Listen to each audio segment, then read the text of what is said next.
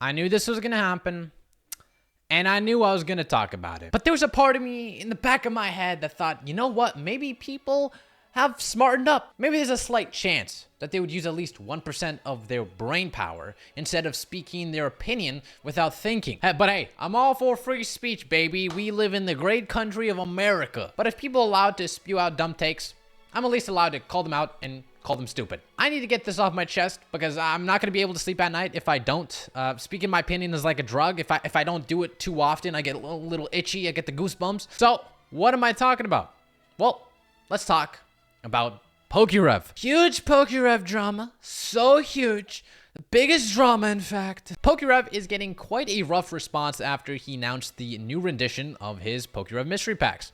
This new version includes a chance of a $7,000 first edition base set pack, and he's including the whole entire box. So since the odds are 1 in every 1,000, that would mean he's doing a run of 36,000 mystery packs.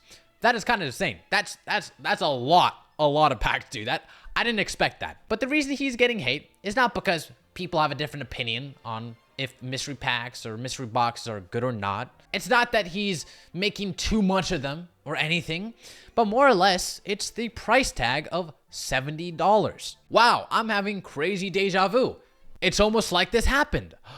It did. Quite a while ago, Rev was getting similar criticism because he raised the prices from $55 to $60. Many said that he was raising the prices for no reason and etc., that he was just price gouging. He's just trying to profit off of his fans. And it got so bad that Rev needed to make a response video breaking down all the value and costs per mystery bag. Because people lacked a frontal lobe, they couldn't comprehend that adding a tier that included various expensive packs from multiple generations would result in more cost. Wow, you're telling me because he's adding on more chances of expensive packs that the cost per mystery bag will be higher? This is not a democracy anymore. He literally laid out all the costs and values when making these mystery packs. One thing to note on is that PokéRev makes cases of 50 for his mystery products to make sure all the odds get distributed more accurately. So let's say hypothetically he didn't include any chances of higher end packs and just Scarlet and Violet, Sword and Shield. It would roughly cost around $30 per bag. Now, it could go all the way down to maybe $25 depending on which packs are included. If it's majority, Scarlet and Violet or majority Sword and Shield. It depends, but in this market, I wouldn't be surprised if it's all the way up to 30. But let's just say it's, 25 to 30 for now. Now, if you add on a gold tier, which includes normally a $300 pack, you would need to add on roughly $12 to the cost or value. So that would mean that each mystery pack is now $42. The same applies to all the other tiers. So after everything was set, the cost for each mystery pack to be, made was around $60. And at the time, he was selling it for $60. Now, the way PokéRev is actually making money from this is because he is getting a lot of these packs from distributors or, discounted prices. In the same way, Walmart is able to profit by selling products for MSRP because they got it at a way lower price. So in this case, because Rev added a $250,000 box on top of all the other tiers, he raised the prices from, I think it was either 60 or 65 to 70. Now, you can absolutely criticize mystery packs or boxes in general, saying that they're normally not worth it and that there is a massive risk to it. That is completely fair. You have an absolutely right to feel that way and express your opinion. In the same way, you absolutely have a right to just simply not buy it. But the problem I have is not people saying their opinion. It's about blatant misinformation and misrepresentation of the odds. If a full box of first edition went into this run, that would mean there would be 36,000 of these since odds are 1 in every 1,000. That would mean they will have a $2.5 million in sales once these 36,000 packs sell out. This comment isn't a bad comment inherently. What I have a problem with is this comment and tons of others. Can't be more than 500 to 6,000 packs in these two crazy margins. You absolute buffoon.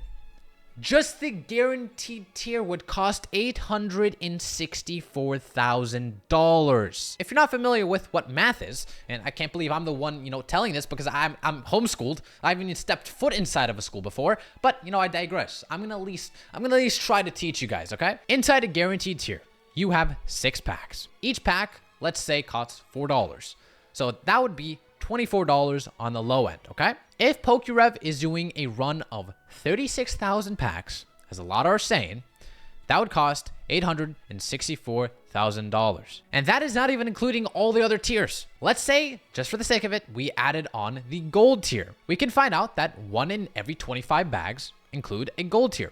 In a print run of 36,000, roughly there will be 1,440 gold tiers. And if each gold tier costs around $300, which it normally is, that is 1,440 times $300.